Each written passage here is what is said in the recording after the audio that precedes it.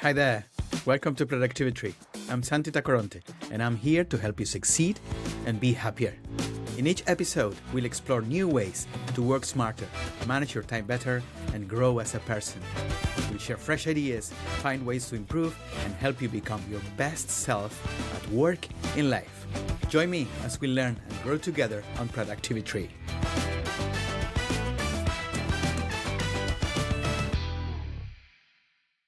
Dr. Danny Brassel is known as Jim Carrey with a PhD. And once you hear him speak, you'll understand why. This former inner city teacher has delivered over 3,500 keynotes worldwide and authored 19 books. But his real superpower is something most entrepreneurs overlook: the connection between reading mastery and business success. Danny is America's leading reading ambassador and co-founder of the Well-Crafted Story Workshop, where he helps entrepreneurs transform their personal experiences into powerful business narratives that actually convert. He went from teaching kids to read in challenging environments to helping business leaders craft stories that drive seven-figure results. He has cracked the code on how voracious readers become magnetic speakers and how that combination becomes a client generation machine. Get ready to discover why you're just one well-crafted story away from seven figures and how the books you read today become the stories that build your businesses tomorrow. Welcome to Productivi-Tree. Let's dive in with Dr. Danny Brassel. Danny Brassel, welcome to Productivi-Tree. Thanks so much for having me, Santi. More importantly, thanks for spreading some joy in the world. We need a lot more of you, my friend.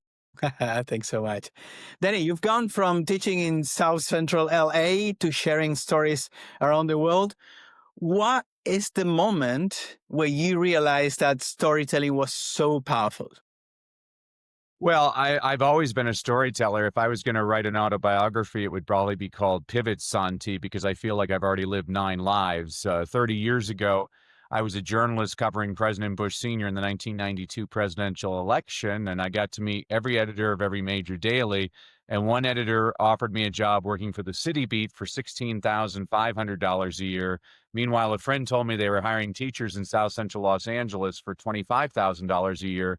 So, Santi, I became a teacher for the noblest of reasons, for the high pay, and I fell in love with teaching. I've taught all age levels from preschoolers all the way up to rocket scientists. I can make that claim because I used to teach English as a second language to engineering students at the University of Southern California. And in 2005, my wife and I attended a real estate seminar, which turned out to be a scam, and we lost everything. And I could give you the woe is me story, but I'm a positive storyteller, and I learned a lot of important lessons. First of all, I learned that my wife is my soulmate. I put her through the ringer, and she stood right by me. She's an incredible human being. Secondly, I learned that you can lose money in a second, so don't put everything on the money. Third, I try not to judge people anymore, because if I was somebody who looked at what I had done, I would have said, you deserve that. But now I realize if you don't know everything about a person, you really don't know anything about a person. Fourth, I became Christian, which I'm always embarrassed to admit, but the more I read the Bible, I'm not the first screw up to find Jesus. And fifth, I didn't want to declare bankruptcy, and my accountant said, well, you have to make this much more money this year then. So I started speaking as a side hustle, and I hit that number right on the number. Well, the next year, Santi, he gave me a much higher number, and I hit that number right on the number. So in year 3, I thought, well, maybe I should set a higher number. And basically, during one of the worst economic downturns in world history, I was able to build up a highly lucrative speaking business, which has taken me all around the world. And it attracted the attention of some famous people and companies who started asking me to coach them on how to create their own presentations. And I resisted, Santi, because you need to know this about me. I have a very high standard for my students. I will not let you fail. I will actually hold you accountable and be on your back until you succeed. Well, now that I work with entrepreneurs and business owners and executives, I find that they're highly motivated. They do the work, and I find my work as a coach now the most gratifying thing I've ever done. So that's a very long answer to your short question, but storytelling has always played a role in my life. I've read a description of you, a depiction of you as the Jim Carrey with a PhD. How much of your public speaking is performing and how much is philosophy? Oh, that's a good question. I don't know about that. I think my performances are basically who I am. I have a rule, Santi. I take my job seriously, but I don't take myself seriously because I ain't all that, and neither are you. And if you think you're all that, teach kindergarten for a week because those little ones will set you straight. I remember one day one of my little girls raised her hand. I said, Latasha, question. She's like, Miss Purcell, when are you going to trim your nose hair? I'm like, this afternoon. Thanks for bringing that to my attention. I ain't all that. So I like to infuse humor into everything. I feel like I'm a pretty open book though. I'm pretty authentic. So I think my performance and my philosophy are pretty much tied together. Danny, what turns words into a memory that stays with the audience, the people? What makes a story magnetic? Yeah, so that's a great question, Zanti. Of all people, it was Joseph Stalin who said that 1 million people dead is a statistic, one person dead is a tragedy. Translation, facts tell, but stories sell. Facts inform, but stories transform. And so I'm working with a gentleman right now from Saudi Arabia who's incredible. He's climbed to the top of the highest peak on all 7 continents. He did the Iditarod to the North Pole. He swam with sharks in Madagascar. And I look at him, I'm like, nobody can relate to you. Nobody in your audience has climbed Mount Everest. And so this is a big misconception. A lot of people think they have to be extraordinary to be effective, but the opposite is true. It's the ordinary stories that connect because not everybody's climbed Mount Everest, but everybody peed their pants when they were 6 years old. Everybody felt uncomfortable at a dance when they were a teenager. And so when you can connect with audiences with stories like that, this is the whole purpose. A lot of people miss this on a presentation. They think uh, what you were talking about, they think the purpose of a presentation is to perform. And it's not. The purpose of a presentation is to connect with an audience and get them to want to take the next step with you. Now, that next step, it can be an unpaid next step, like subscribe to my podcast or book a free phone call with me. It can be a paid offer, like buy my product or invest in my coaching program.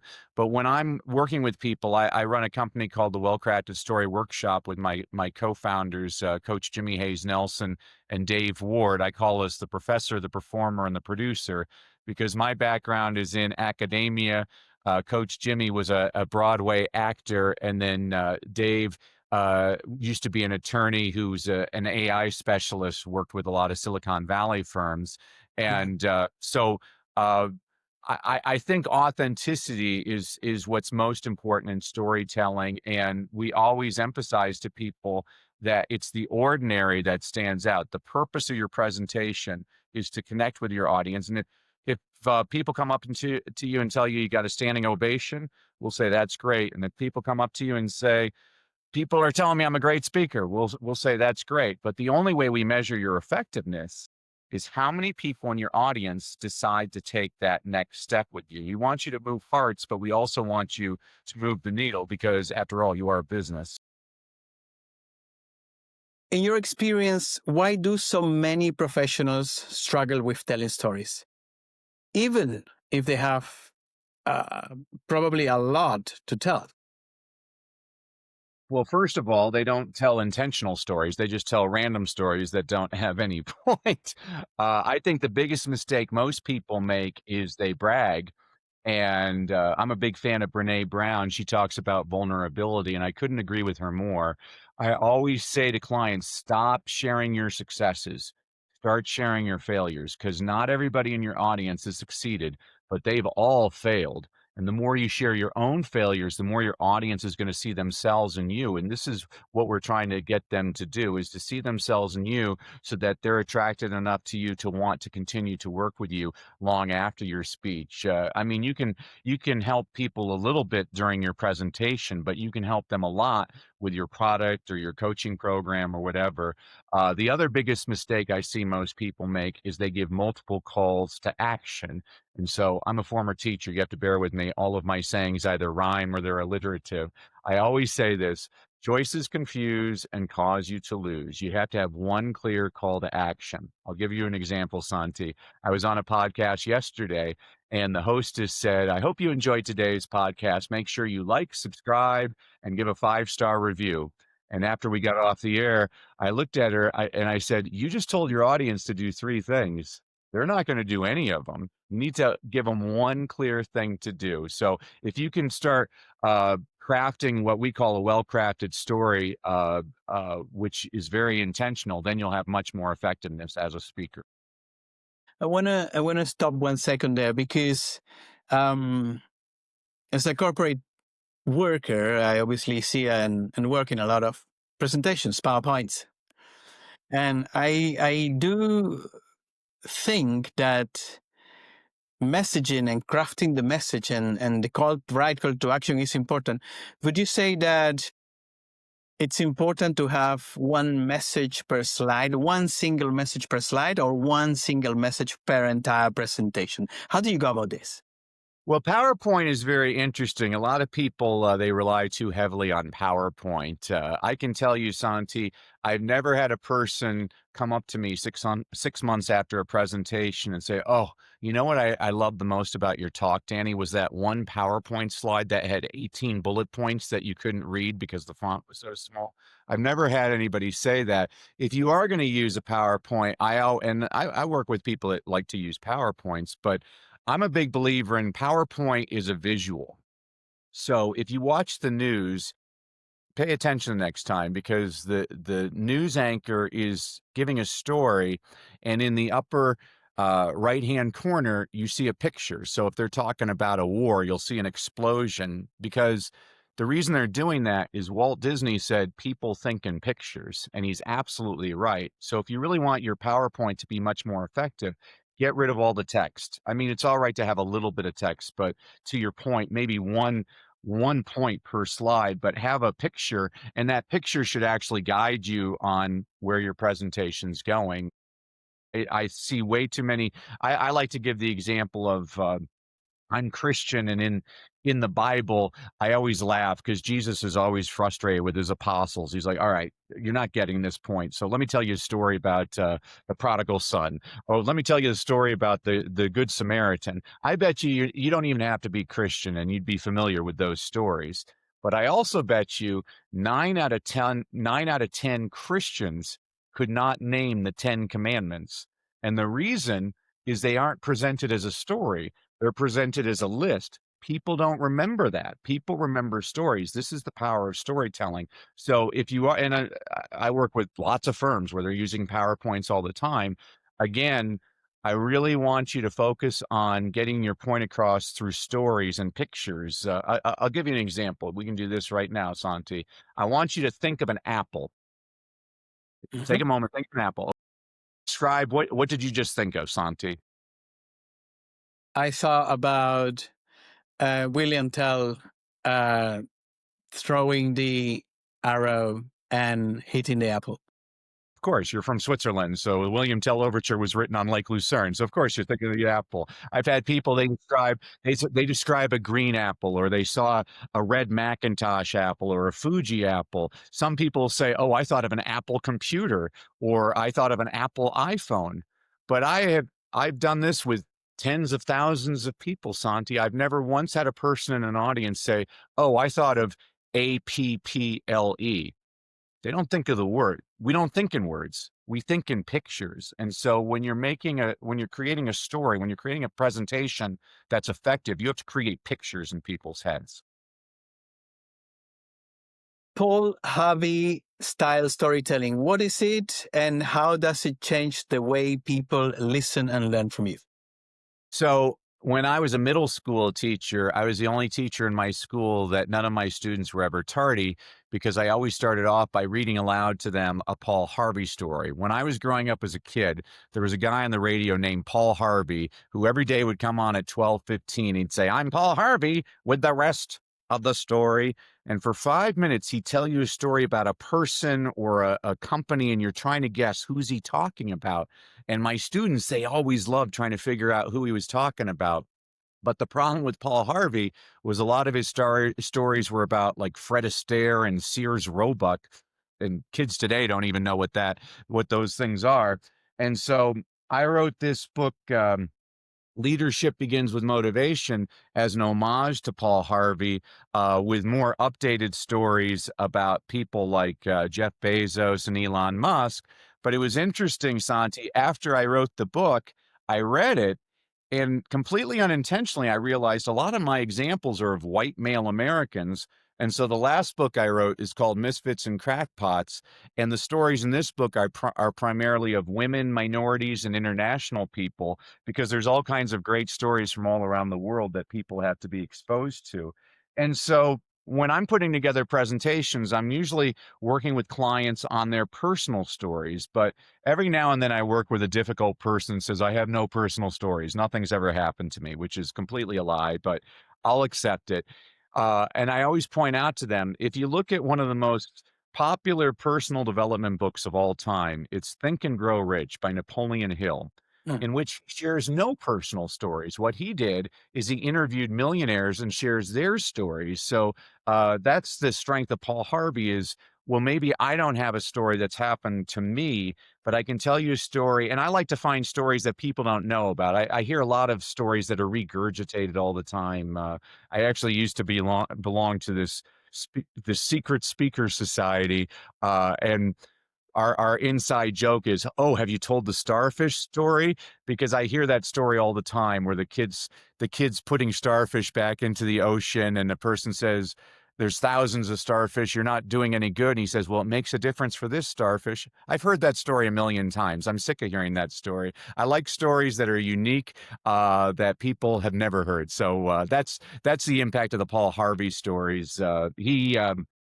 I was just reading a Paul Harvey story to a school in New York City, and a lot of people don't know New York City was called New Amsterdam because the Dutch settled there first. Well, back in 1664, the British were trying to take over the entire eastern seaboard, and so they invaded New Amsterdam, and the Dutch surrendered without firing a shot.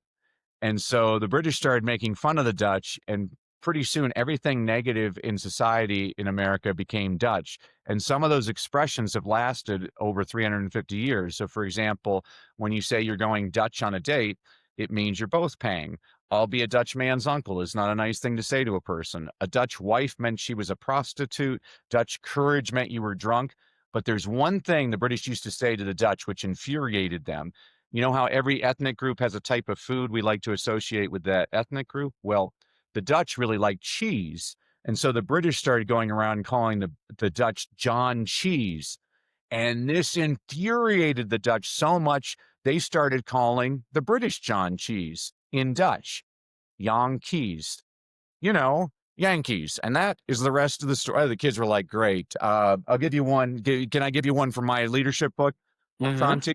Here, I'll give you, this is an updated one. This is how I get kids excited about reading. So on the morning of January 17th, 1977, Gary Gilmore, in a plain t-shirt, strapped into a chair with a bag over his head, awaited a firing squad of 5 law enforcement officers to execute him at the state prison in Draper, Utah.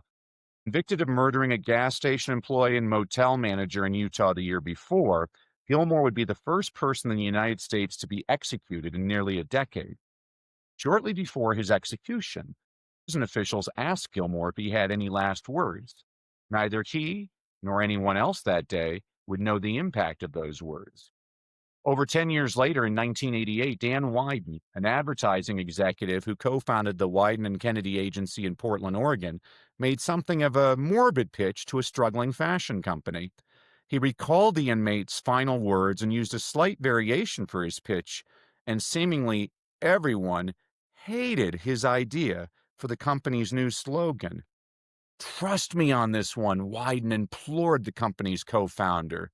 And the co-founder, his company, and the public have not looked back since. The co-founder's name was Phil Knight. The struggling brand he co-founded was a shoe company called Nike. And advertising executive Dan Wyden slightly altered death row inmate Gary Gilmore's final words, let's do it, into the phrase, just do it. So that's how I get kids excited about reading. This is how you use stories to compel people. But again, you have to be very intentional about the stories you're telling. They have to lead to your call of action. What is the biggest myth about being a great speaker? The greatest myth about being a great speaker is that you have to be a great speaker. Some of my favorite speakers, Lou Holtz was a football coach. He has a lisp, and he speaks with a pronounced lisp. I'm working with a woman right now. She suffered a stroke, and she speaks very slowly, and she was very self-conscious about presenting to audiences. She probably is one of the most powerful speakers you'll see out there. People always connect with her. They think she's so brave. I was speaking to a school in India in 2018, and after I pumped up all the kids, and kids are coming up to me afterwards, they're all excited. And then I look at one little boy, and he has tears in his eyes. He's about 6 years old, and I notice he's missing his left arm. And he looks up at me and he says, "How can I succeed?" And so I crouch down, I get to his eye level, I say, when I was your age, I went to 18 different schools before I was 12. Everybody called me stupid because I stuttered. And eventually I went to a school where a teacher worked one-on-one with me, and she would sing things to me. And I found I could sing without my stutter, kind of like the movie The King's Speech. And eventually I lost my stutter and I became a swan. But I looked into that boy's eyes. I'm like, isn't it interesting that the little boy that everybody used to make fun of and call stupid because he couldn't speak right now gets paid a lot of money to travel the world to do what? And he gets the biggest grin on his face. He's like, speak. I'm like, don't let anybody ever tell you what you cannot do. So I think, to answer your question directly, Santi, the biggest myth out there about speaking is that you have to be a polished speaker. You have to make sure that you're speaking in complete sentences. That's complete rubbish. You have to connect with audiences. And the way you connect is by being who you are. That's what I love about your podcast. Santi, you're an enthusiastic, positive person. You are bringing your best self every single day. And people need authenticity in the world now more than ever. Hmm. Danny, you have worked with thousands of speakers. What do the best of them have in common, regardless their style? What is the trait that makes speakers good speakers? Well, the speakers, I'm a little bit different than a lot of coaches out there.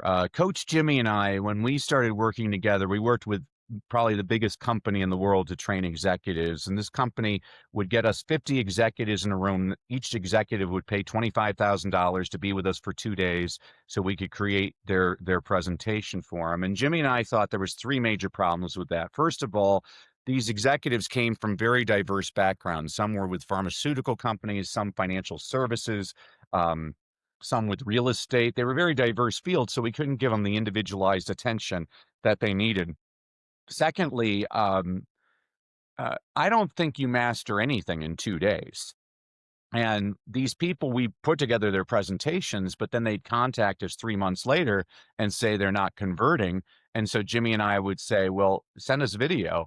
And it was very evident to us immediately. We're like, well, you didn't put this here. You need to put it here. And this story works better here. And you completely forgot about this. And just making a couple of tweaks. Coach Jimmy calls himself a story chiropractor. It's exactly right. We're just making a few tweaks. Those few tweaks can greatly impact your conversion rate. But the biggest thing for me, Santi, is I see a lot of people coaching people. If you really want to connect with audiences, you have to talk about the most traumatizing moments of your life. And there's three reasons why I refuse to do that. First of all, the world just survived the global pandemic. Everybody's had a lot of bad things happen to them. I don't think we need more sad stories. I think we need more stories that lift people up.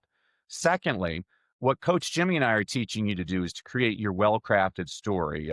Politicians would call this a stump speech. Superhero movies, they call it your origin story. You can call it peanut butter and jelly. It doesn't matter what you call it. This is a presentation that you're going to deliver again and again to introduce yourself to new audiences, whether it's one to many, one to fewer, or even one to one, that people are going to become intrigued with you and want to figure out how they could work further with you.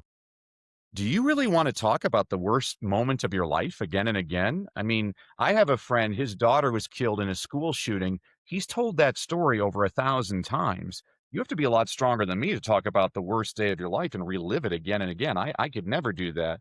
And third, and this is where people get angry with me, I have one objective when I'm on stage. I want people to leave feeling better than when they came in. I want them smiling, laughing, happy. I think there's something admirable about that as a goal.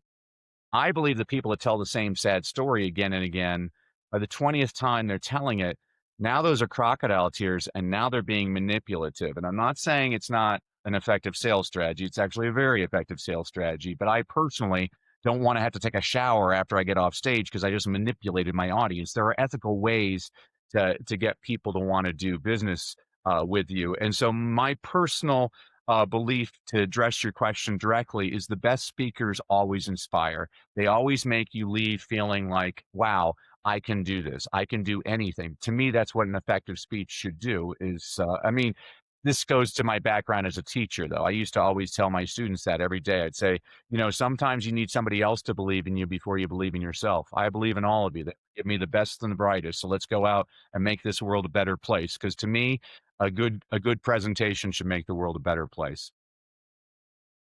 Danny, what do you tell to people that tells you, well, Danny, that's great when you're in a conference or a motivational gig, and you go and tell stories, but that doesn't work on business settings when it's high stakes and you need to take decisions.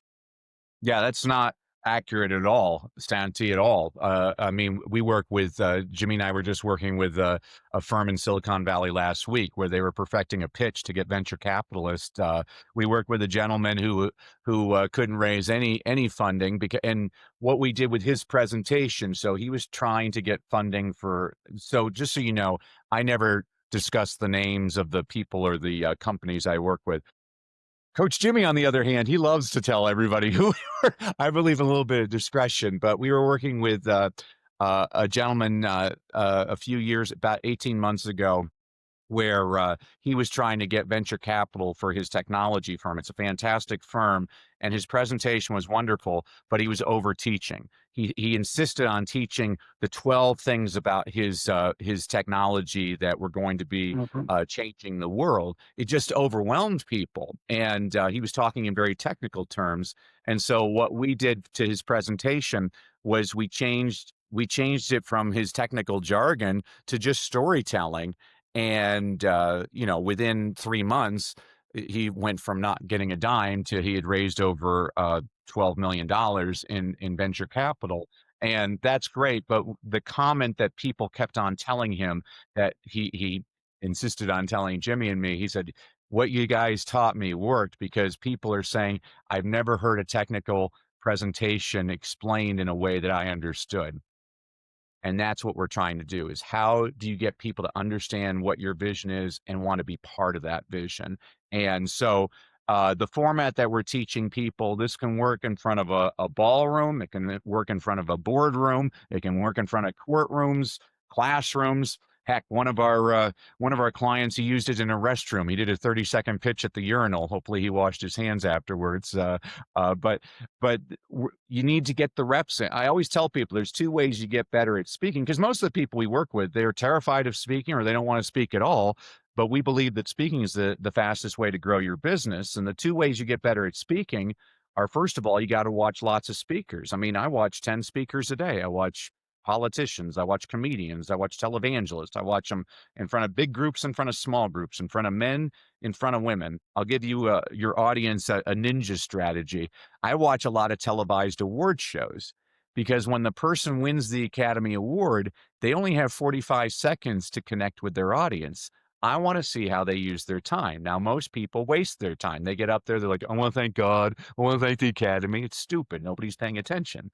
But every now and then, a person does an excellent job. So a few years ago, there was a gentleman by the name of Joe Walker who won the Academy Award for Best Film Editing. Now, this is the Academy Awards. The important people of Hollywood are in the front of the room, the actors. And you can tell the actors, none of them are paying attention. This is film editing. And Joe Walker gets on stage, and he's British. He speaks very slowly and distinctly. He says, a lot of people don't know this, but when phrased properly, the term Academy Award nominee can be used as an insult. Well, now the camera's scanning the audience. You see everybody kind of leaning in like, what's he talking about? He says, for example, Yesterday, I got in an argument with my 17-year-old daughter, and she said, well, Academy Award nominee Joe Walker. All of a sudden, you see everybody laughing hysterically. Denzel, he gets off stage. Denzel Washington wants to meet him. Sandra Bullock wants to meet him. Brad Pitt wants to meet him. Time magazine said it was one of the highlights of the Academy Awards.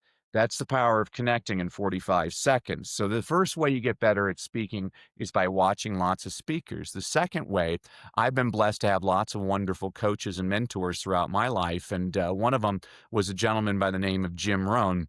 And Jim used to say, you can't pay other people to do your push-ups.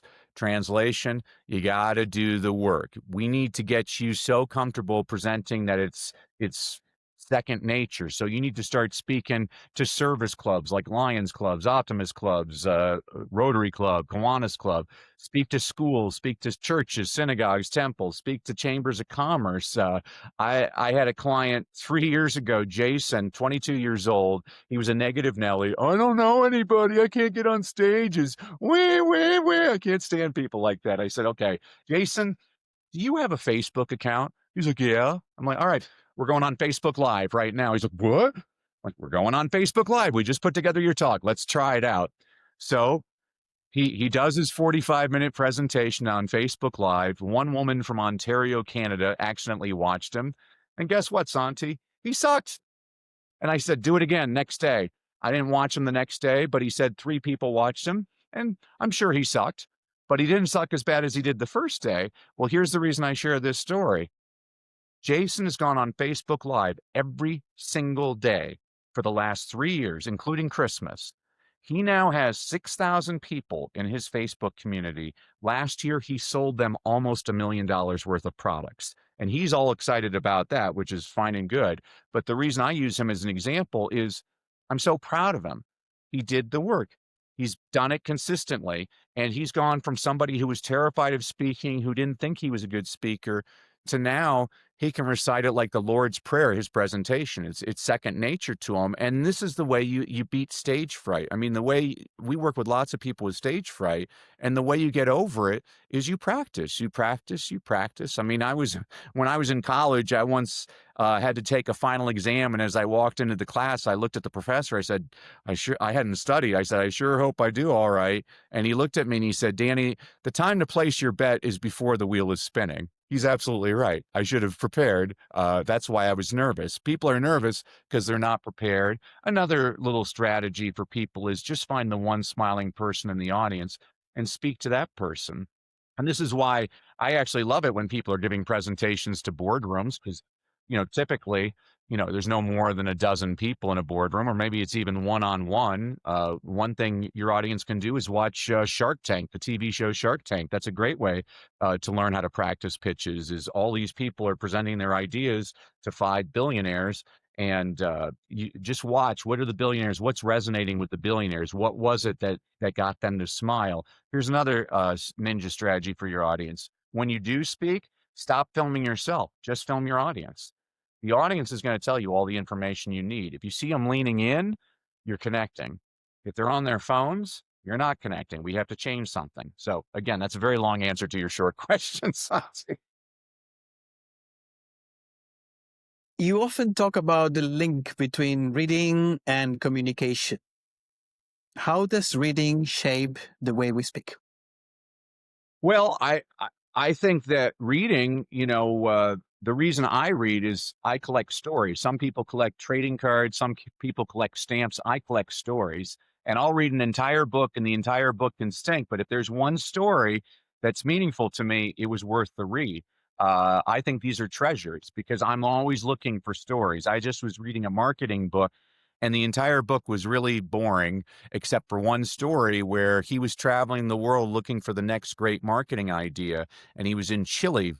He's watching these fishermen fish, and he notices they're catching a fish and they're putting it in one bucket, but there's this other type of fish they're putting in another bucket, and they're eating that fish. And he says, oh, are you eating that fish because you're getting paid to catch the other fish? And they say, well, yeah, but also this fish that we're not getting paid for actually tastes better than the other fish. He says, well, may I try it? And they say, sure. So he tries. He's like, oh my gosh, this is like the best fish I've ever tasted. What's it called? And they said, bonefish. He's like, bonefish? That's the worst name I've ever heard in my life. He thinks about it, and he introduces it to the United States, and it's now the #1 selling fish at fancy restaurants throughout the United States. He renamed the bonefish the Chilean sea bass. It just showed me. I thought that was a great story. Here, I'll give your audience. Here's a good. This is the first thing I usually do with clients. Is I want you later on get a pen and paper, sit in a comfortable chair, libation of choice beside you, and for an hour, I just want you to write down every story that's ever happened to you. And I don't mean the entire story. I just mean triggers, like the time I locked myself out of the car in front of the grocery store, the time Dad spilt mustard on his tie at that fancy restaurant. You'll find in an hour you can come up with literally hundreds of stories like this. So that's the very first part of the exercise. The second part of the exercise is then I want you to think about, well, what's this story really about? Well, this is a story about never giving up. Well, this is a story of building and maintaining trust.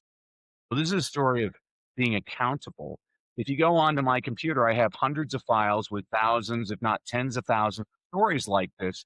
So when I'm putting together a presentation for a specific audience, I have different stories that I can use to tackle the emotions that I want my audience to have. I'm very intentional when I craft presentations. This is the mistake a lot of people make. They overteach, or they tell stories that are funny, but they aren't relevant to what they're trying to ask the audience to do. You have to be very intentional. It's a formula. I mean, I don't know how to cook very well, but I mean, I'm sure if you gave me a recipe on how to make chocolate chip cookies and I followed the recipe, I am sure that I could bake a decent batch of chocolate chip cookies. And the second time I make them, they'd be even better. The third, they'd be even better. It's the same thing with speaking. Coach Jimmy and I, again, former teacher, we take people through our 5 C's process. So the 5 C's are, before you write any of your speech, first of all, you have to have clarity. You have to ask yourself 2 questions. Who is my audience? And what is the problem that I solve? And once you can answer both of those questions succinctly, then we can get into your presentation, which is to connect with your audience, teach meaningful content that serves your audience, have one clear call to action, and finally end with an emotional close that gets people running to work with you. Denny, let's give some advice to people that need to speak in a language that they were not born with. Many of us, including myself, I'm not a native English speaker, and we suffer from a sort of imposter syndrome, nervousness. Oh, what if I don't say the right words? What is your advice for people that is speaking in a foreign language to them? I love that question, Santi. That is a great question. I commend you on that question. And so this is why I watch lots of speakers. And so the strategy I would share with your audience is watch comedians. Comedians are brilliant at this. What they do is they take a perceived weakness and they turn it into their strength. So for example, Kevin Hart is a short black guy. And so what does he do? He makes a lot of jokes about being a short black guy. Jim Gaffigan is a big fat white guy. So what does he do? He makes a lot of jokes about being a big fat white guy. We were working with some engineers recently, and one of the engineers, he's up for promotion, and he's trying to connect with his bosses. And so he said, Denny, he's from India. He's like, Denny, please make me funny, make me interesting to these people. And so we put together his presentation, and so he has a very difficult name to pronounce, and I'm not going to tell you his real name. And so this is what I did to change his presentation to his promotion committee. So now he starts off, he says, hello, my name is Shubanakar Majahadeen. Gee, I sure hope I'm pronouncing that correctly. And what it did exactly what it was supposed to do. It got all of the people on the board just laughing and saying, oh, this is a good guy that I want to work with. So the teaching point for your audience, and I commend anybody that's trying to present in another language. When I was in India, I was supposed to just be touring schools. And the very first school I went to, a principal opens up a door. There's 5,000 kids in an auditorium. There's 20 newspapers, 5 TV stations, and principal introduces me. He's like, and now for the next hour, Dr. Brissell is going to teach you the 3 secrets to reading better. Santi, nobody's told me I'm speaking, and I have no such speech. But I got 5,000 kids. I got media there. I got 60 minutes. So I look at the kids. Unfortunately, English is their second language. So I got to speak slower. So I looked at the kids. I'm like, today I am going to teach you the 3 secrets to reading better. Who wants to learn the 3 secrets to reading better? And the kids are going wild. And in my head, I'm thinking, what the heck are the 3 secrets to reading better? And using the exact same 5 C's structure that I train clients on using, I put together a speech in 30 seconds, which was broadcast to 1.5 billion people that evening. And now I have a company based on that speech. I slowed it down. I didn't take myself seriously. We had a lot of fun. Anytime I made a mistake, this is something a lot of people don't realize. When you make a mistake, most of the time you're the only person that knows you made the mistake. So don't acknowledge the mistake. Your audience probably didn't even pick up on it. I actually once gave a presentation and I forgot to include an entire 10-minute segment in the presentation, and they acted like no big deal. They didn't even know that I'd gone over it. I completely skipped over it. And so the other thing, this is to encourage your audience on this. Audiences are a lot cooler than you would think, Santi. They actually want you to succeed because there's nothing more uncomfortable than watching a speaker bomb, and they always appreciate it. To me, the greatest compliment you can ever show anybody is to try and speak their language. I mean, it annoys me that foreign leaders come to the United States and always speak English, and yet I've yet to see an American president go abroad and try and speak another language. I think it's of course you're going to make some mistakes and people are going to snicker, but there's no greater sign of respect than to try and communicate in another person's language. We'll snicker at accents and things like that, but no, I mean, as far as I'm concerned, Santi, you speak better than half the people born in the United States. I mean, your English is superior. And again, it's this imposter syndrome. A lot of people, they don't give themselves the credit, and you have to give yourself grace. I mean, I used to teach English as a second language to engineering students at the University of Southern California. And one of my jobs was to interview every single student to see what their degree of English proficiency was. And so I'd get some engineer from like India. I'd be like, well, what's your major? He's like, oh, I have come here to study rocket science because I'm going to become a nuclear engineer. You know, their English is fine. I mean, often they were self-conscious of their accent. And I always pointed out to them, I'm like, well, the former governor of California, Arnold Schwarzenegger, had a pretty thick accent and he did pretty well for himself. I think accents add flavor to a language, you know, and then I'd get people, I get like an engineering student from like Taiwan. I'm like, what's your major? Yes. Great. What kind of car do you drive? Yes. Okay. We're going to put you in English to get some support. First, we need a little bit more support, but most people, again, I'm going on here, but I would really love to encourage any of those people that feel self-conscious, including yourself. Your audience is actually supporting you. They want to root for you. And the easiest way I know to connect with that audience is to point it out. Like when I'm working with a person with a lot of stage fright, I say, well, let's point it out at the beginning of your speech. I'm nervous as I can be to be up here. I don't give speeches. What you're going to see is there's always going to be somebody, hey, you can do it. You can do it. People are encouraging. They're not as big of jerks as you think. Danny, we have this section in the podcast called Rapid Fire Questions, where we do 5 questions in 30 seconds or less. But I want to change it a little bit. I want to challenge you. It's going to be 5 questions where you need to answer with a story in 1 minute or less. Are you game? I'm ready.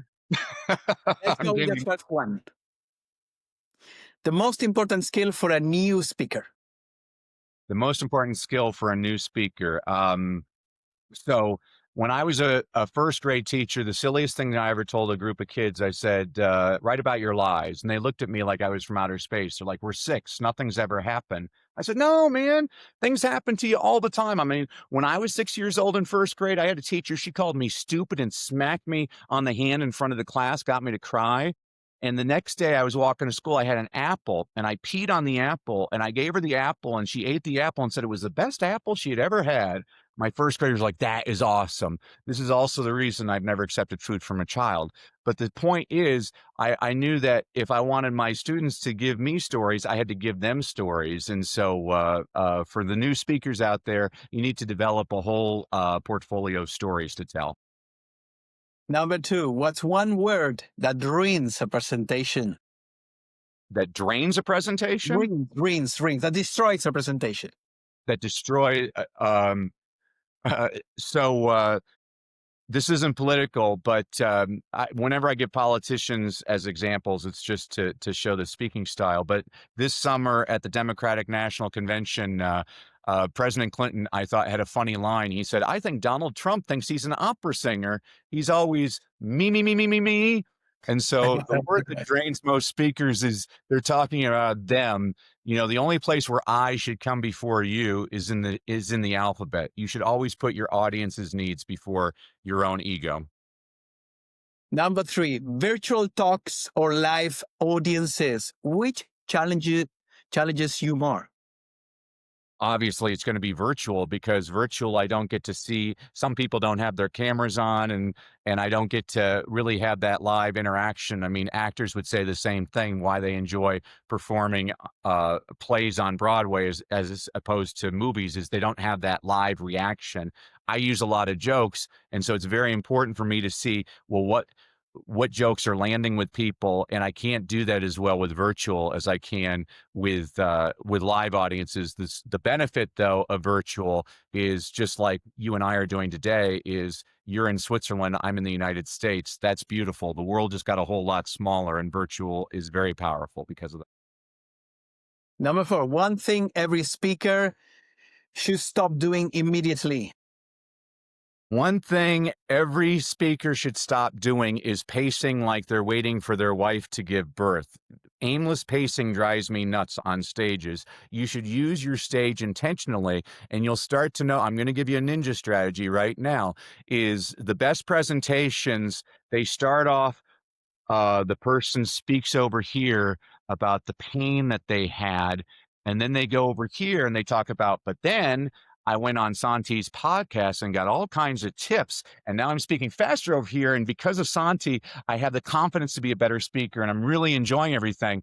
And the best speakers, when they give their offer, which side of the stage are they going to give their offer from? They're going to give it over here because subliminally the mind has already associated, oh, positive things happen on this side of the stage. So stop pacing and have very intentional movement on stage. You hit me with this one, Danny. I do this all the time. I think I work more on a public speaking gig than in a golf game, to be fair with you.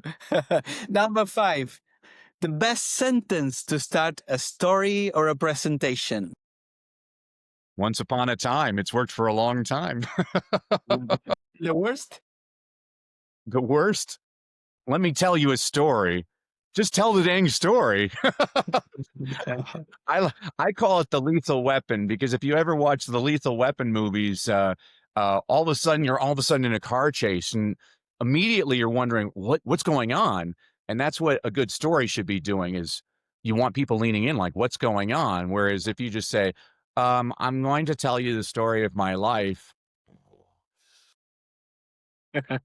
I want to hear that. Just get us into the room, get us into the moment that you're trying to put us in.